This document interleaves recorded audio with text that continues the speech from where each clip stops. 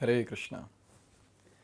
So after describing about a sadhaka, a practitioner, Krishna spoke something about a perfected being. Now Krishna continues the same theme where he is giving different qualities and behavior of a person who has attained perfection. So let's see that in shloka number 22.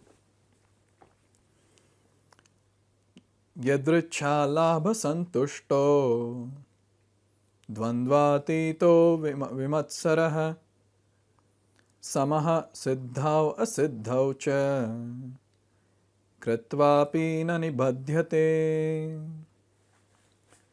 So very nice shloka. In fact, it is very practical to implement in our day-to-day life also. It says, Yadricha labha santushtah. He's satisfied. Santushta. He's satisfied with what? Labha. With gain. That yadricha, which comes by his own accord. And dvandva tito vimatsarah.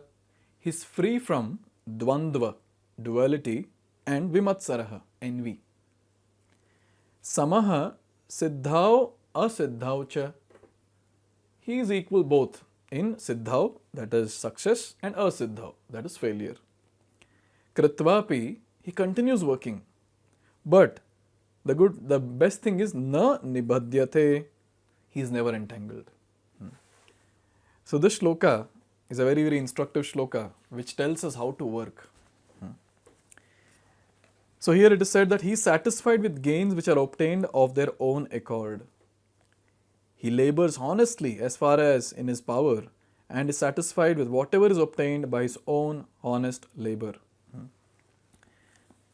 So this is called as give your best and leave the rest. A very nice mood of a person. So here one thing is very clear, that when we work, we don't have any control on the results. No control at all. But still there's a lot of expectation. And then there's so much of endeavor that the person puts. I want this, I want that, I want this, I want that. But then what is under our control, that we need to understand. Under our control, what is that? The only thing is our work. We can give 100% while doing our work. Everything that we can do it while working. But then after that, we don't have any control. And most of the time, the tension is about what? The stress is about what? About what is going to happen now. Because that is uncertain, completely out of control. So a person who is a Krishna conscious person, a devotee, he understands very clearly that these results which are there, these are not in my control. So why should I really hold it and take a lot of tension and stress? So what he does, he gives his 100%, thinking that Krishna has given me the opportunity to work, to do this service. Let me give my 100%. And then, what about the result? He just leaves it on to Krishna.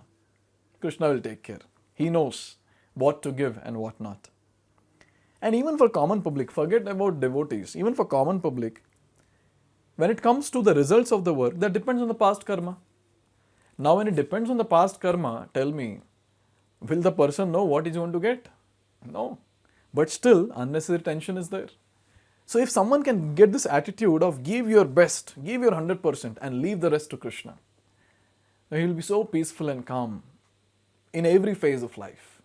So this is something which Bhagavad Gita stresses on throughout, that don't get attached to the results. Don't get attached to the results.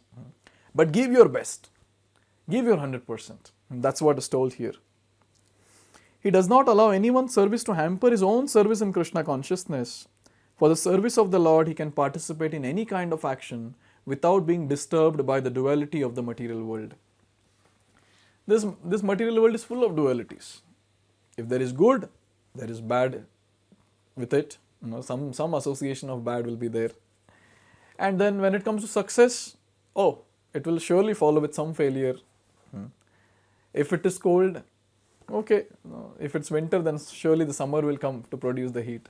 So like this world is completely full of dualities. Now to work in such a world which is full of duality is very difficult. But still, for the service of Krishna, the person can go to any extent without caring for duality. Here, the only goal that the person has is, I want to give pleasure to Krishna. I want to serve Krishna. Come what may, I don't care. I'm ready to do anything for serving Krishna. When this mood is there, then how is it possible that the person will get affected by the dualities? He's completely immune to all the dualities of this world. Because he's so focused that what is happening around, it hardly matters for him. He just wants to do that particular thing. This is another very, very important mood of a person which we can imbibe in our day-to-day life. If we are focused in serving Krishna, the dualities of this nature, dualities of this world will not affect us. Again, the same thing. The disturbance that gets created in the mind is mostly because of the dualities, because of the uncertainties, because of the good and bad, success and failure, friends and enemies, etc., etc. So all that actually creates a lot of disturbance. But then if we follow Bhagavad Gita and just understand that we have to work for Krishna, and if we are really focused, then automatically we'll become very equipoised. It hardly matters what is happening.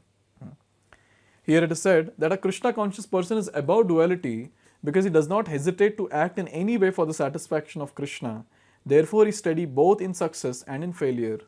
These signs are visible when one is fully in transcendental knowledge. So, when a person is very much educated or very much knowledgeable when it comes to the scriptures, Vedic scriptures, he understands what's the reality. Normally, when there is no clarity, the person will just keep doing all sorts of nonsense possible.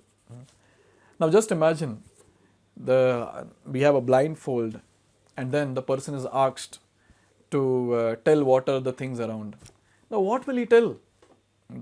If he's coming to a new place, blindfolded, and then he's asked that, tell what is there around.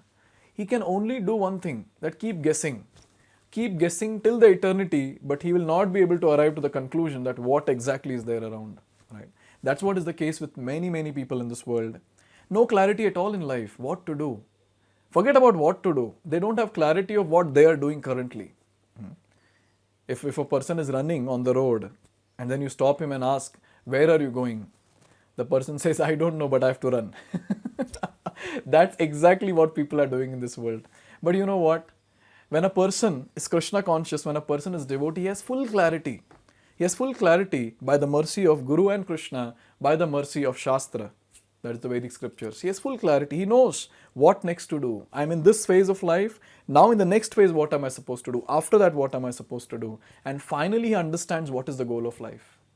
He understands that he has to break the cycle of birth and death. So in this way, one has to get this clarity. And this clarity will come. It will emerge with time when we are every single day practicing devotional service, practicing our sadhana bhakti.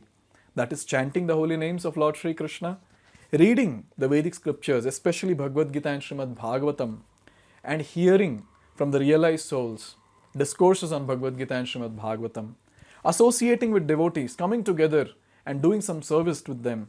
You know what will happen with this? With time, the clarity will emerge. And this clarity actually gives a lot of confidence to the person to lead a life full of enthusiasm and happiness. So in this way, these are the qualities of a perfected being, but still, we sadhakas also can imbibe in our day-to-day life by the mercy of Lord Sri Krishna. Now, after describing about sadhaka, about siddha, now Krishna is going to bring in a new concept, a very, very nice and important concept of yajna. So let's see that in the next video. Hare Krishna. Hare Krishna, Hare Krishna.